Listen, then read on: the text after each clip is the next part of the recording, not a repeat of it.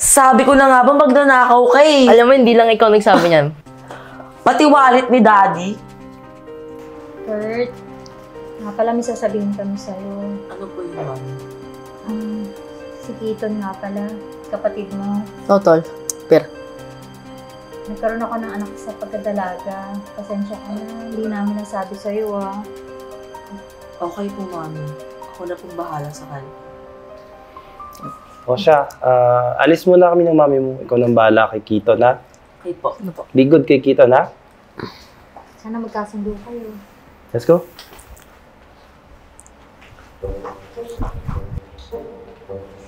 Hoy! Oh. Kuya, kapatid ba talaga kita? Ba't ang pangit mo? Mukha kang botete. Baho-baho mo pa. Alam mo, hindi lang ikaw nagsabi niyan. Madami nagsasabi sa akin na mukha akong butete. Pero okay lang, kasi palagi naman nakakukuha. Huwag mo nga akong nininitikan dyan. Ang tsaka-tsaka mo. Tsaka ang baho-baho mo. Galing ka ba sa squatter? Totoo namang tsakang-tsaka talaga ako. Tapos, mabaho kasi. Hindi pa ako naligo ng 3 araw. Kadiri! Ay, tas, pwede pala makiligo. Pumasok ka nga dun. Maligo at magbihis ka. May damit dun si Daddy, pati towel. Doon ka maligo sa garden, kasama mga grasshopper. Sige, ayos. Saan ulit yun? Doon nga, di ba? Di ka ba nakakaintindi? Ano ba? Sige.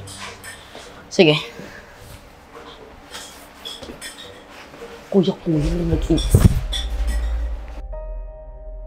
Alam mo kung paano ako nakaka-upgrade ng cellphone dito sa pamamahay na to? Ano? Ganto. Mami!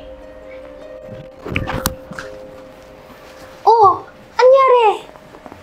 Si Kuya Keaton po kasi, binasag yung phone ko. Keaton, pwede ka bang maging maingat naman? Opo, ano po kasi, medyo kariles po talaga ako. Kung gusto niyo po, ito pong phone ko na lang. May onting basag pero gumagana naman po. Hindi ko naman po kasi masyado ginagamit eh. Hindi, ibibili ko na lang ng bago si Kurt. Huwag ka mag-alala. Okay lang yan. Maging maingat ka next time. Oo nga po, Daddy. Dala niyo po ko ng bagong iPhone 14. Ang pangit naman yan, lumang-luma. O, sige, tama na yan, Kurt. O siya, pumasok na tayo. Sige. Kakairita.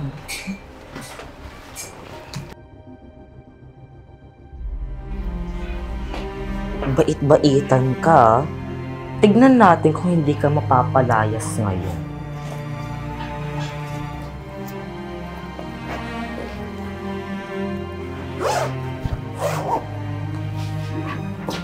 Uy, Tol, anong ginagawa mo?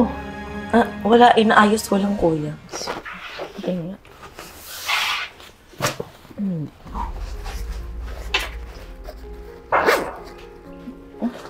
Ay, Mami Casey!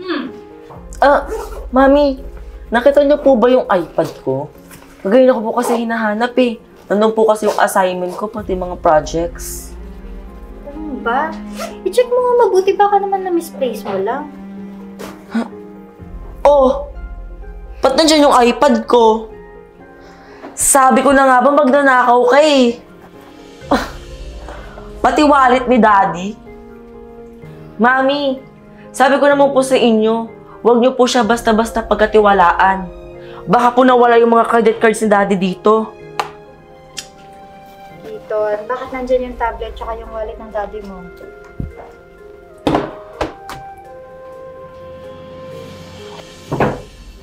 Magnanakaw po kasi talaga ako. Hindi ko po kasi kaya pigilan sarili ko. Kaya ako po nagawa. Ganito na lang po. Kung gusto niyo po, alis na lang po ako para tumahimik na po buhay niyo. Sanay naman na po ako mag-isa eh. Kaya, salamat na lang rin po na nakilala ko kayo. Teka, Keaton. Mami, sorry po.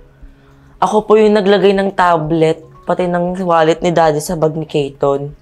Gusto po kasi siya mapalaya sa bahay. Ha? Ba't mo naman nagawa yun, nak? Kasi po gusto ko po yung attention nyo lang po nasa akin. Pinahamak mo pa yung kapatid mo. Sorry po, Mami. Hindi na po mauulit. Sorry rin, Kurt, kasi alam mo na. Ay, tumigil ka na nga sa magiging mabait mo. Kukotongan na kita dyan, eh. Tara sa kwarto, papakita ko sa'yo lahat ng gadgets ko. Gusto mo mag PS4? Sige. Tara. Bakit mo na po kami dun sa room?